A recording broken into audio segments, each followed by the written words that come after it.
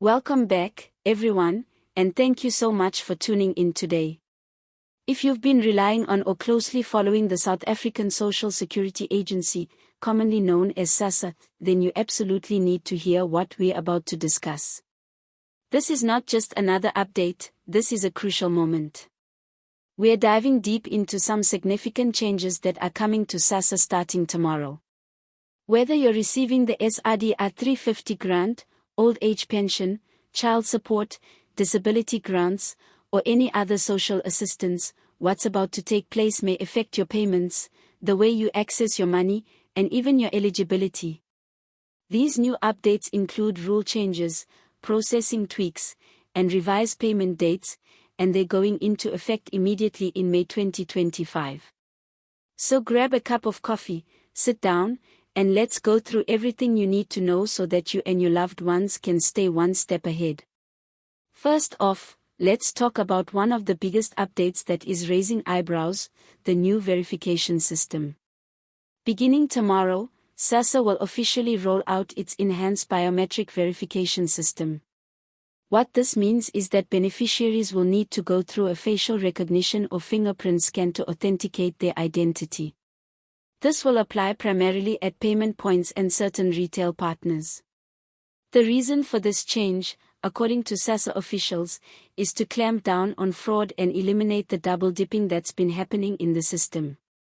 Over the past year, SASSA lost hundreds of millions of rands due to fraudulent claims, and with these new biometric checks, they aim to tighten the net.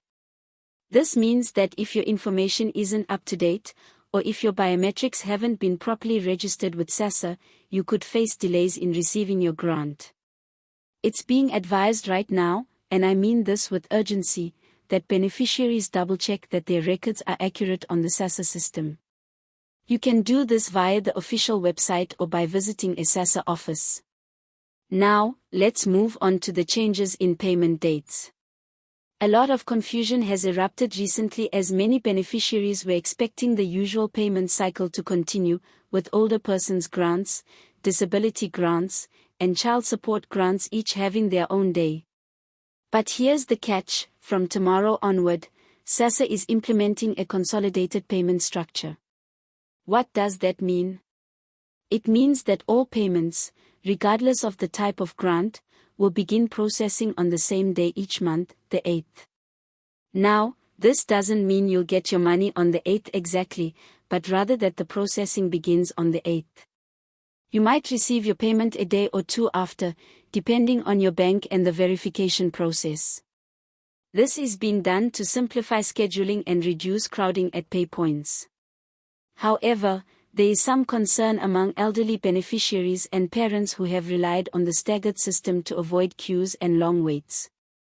SASSA has stated that it is working closely with the South African Post Office and retail partners like Shoprite, Boxer, Pick n Pay, and others to accommodate this new flow. Next up, let's talk about banking details. If you've had issues with bounce payments or delays in previous months, this is especially for you. Starting in May 2025, SASSA is tightening the deadlines and policies around bank detail submissions. Previously, you could update your banking info right before a payment cycle and still expect to receive your grant on time. That's no longer the case. As of tomorrow, your banking details must be up to date and verified at least 10 working days before the payment processing date, which again, is now the 8th. If your information isn't accurate or if the account is not in your name, your payment will be delayed or suspended altogether until everything is resolved. This is a major shift and one that could catch many off guard. SASSA has emphasized that the name on the bank account must match the name on your SASSA registration, no exceptions. In line with that, there's also a very important rule change regarding inactive accounts. If you haven't accessed your SASSA payment for 90 days, that's 3 full months, your grant will be temporarily suspended. This rule is meant to ensure that the system is servicing only active beneficiaries. To reinstate your grant after suspension, you'll need to submit a new request along with proof that you are still eligible and in need. This is particularly relevant for people who may have been hospitalized, moved to a different province, or encountered personal challenges and missed their payouts. SASSA says that these people are not being punished, but that the system must make sure money is going to those actively using the grants. So make sure you access your funds regularly, even if it's just a small withdrawal, to show the system that your account is in use. Now let's talk about the SRDR 350 grant, which remains one of the most widely used support mechanisms in the country. There's been a lot of speculation about whether the R350 would be increased, removed, or revised, and while the amount remains the same for now, there are some key eligibility changes coming into effect tomorrow. Most notably, SASSA will now be factoring in household income more strictly. Previously, only individual income was considered when determining eligibility.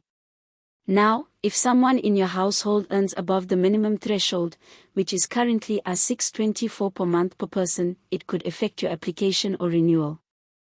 This means if your child or spouse receives a formal income, your eligibility may be compromised. The goal here, according to the Department of Social Development, is to prioritize those in the most desperate need. However, this change could potentially exclude thousands of applicants who have relied on the grant to survive, so it's important to double-check your status starting tomorrow. On top of that, the SRD application process is also changing. SASSA is now requiring all new applications and reapplications to go through an additional means verification using the National Treasury's database. This new layer of scrutiny is expected to lengthen the approval timeline by a few days, which means if you're reapplying for May, don't expect to get paid right away. The agency has said they're aiming for a turnaround time of 7 to 10 working days. However, as we've seen in the past, these timelines can sometimes be longer depending on the volume of applications. So patience is key, but don't forget to follow up if things take too long.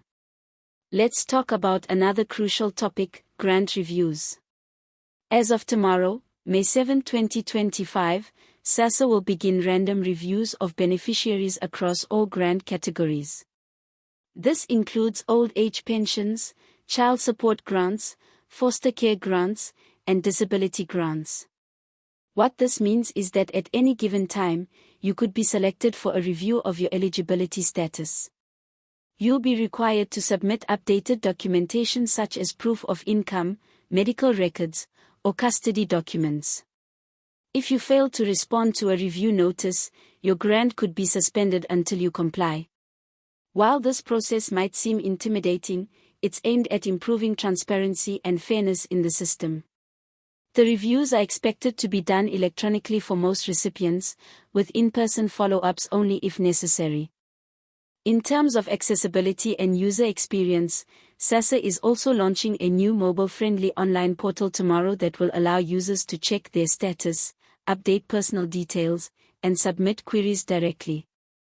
This is being hailed as a game-changer, especially for those who don't live near a SASSA office or post office. The new portal will use OTP, one-time PIN, verification sent to your mobile phone to make sure it's secure. It's worth exploring as soon as it goes live because it could save you a lot of time and money on transport. Let's address the question that's on many people's minds: are there any increases in grant amounts coming this month? Unfortunately, the answer is no, at least not yet. While there were initial talks in Parliament about adjusting grants to better match inflation, no formal increases have been approved for May 2025. The government is still reviewing proposals for mid-year adjustments, with a strong likelihood that we may see small increases by July or August, depending on budget approvals.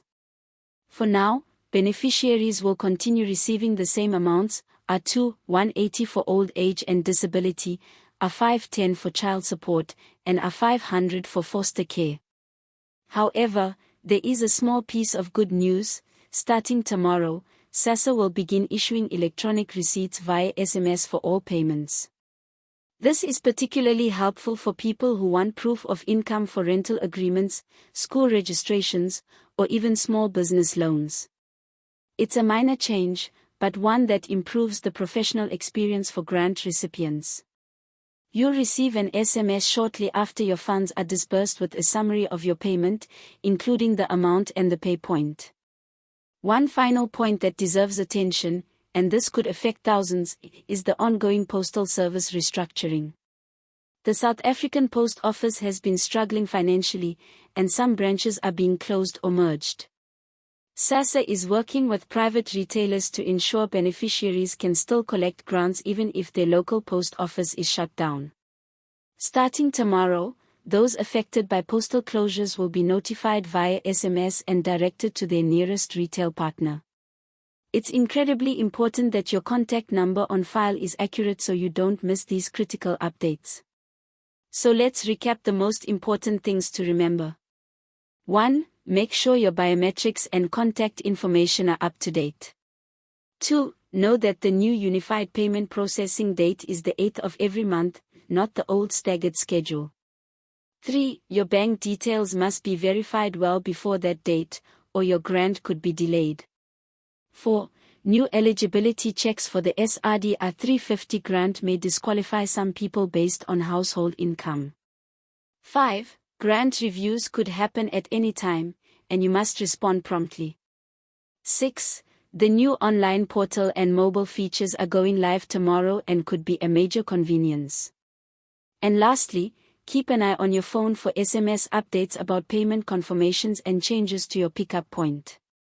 It's a lot to digest, and I know it can feel overwhelming, especially for families that depend on these grants to survive. But the key here is preparation. Staying informed and proactive will save you a world of headaches down the line. Make sure to spread the word to family members, friends, and neighbors who may not have internet access or may not be aware of these important changes. If you found this information helpful, do your part and share this video with your community. That wraps up our deep dive into the major SASSA changes going into effect tomorrow in May 2025. This isn't just a bureaucratic update, these changes are going to affect how millions of South Africans live, budget, and access their social support. I'll continue bringing you verified, detailed breakdowns as more developments unfold, so if you haven't yet, make sure to hit that like button, subscribe, and turn on notifications so you never miss an important update. Thanks for watching, take care, and I'll see you in the next video.